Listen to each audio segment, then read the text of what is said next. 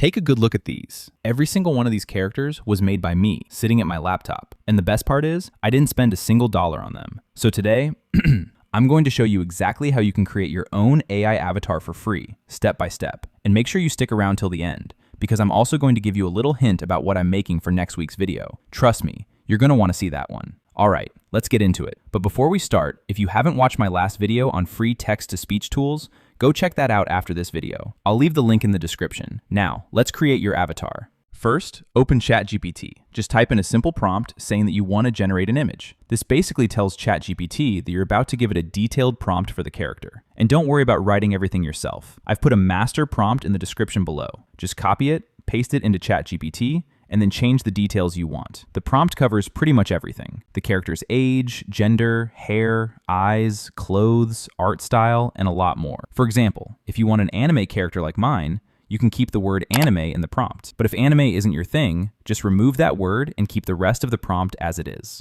Go through the prompt once, change anything you want, make sure everything looks right, and then hit generate. Give it a few seconds, and boom, there's your AI avatar. But there's one problem. Right now, you've only got one pose.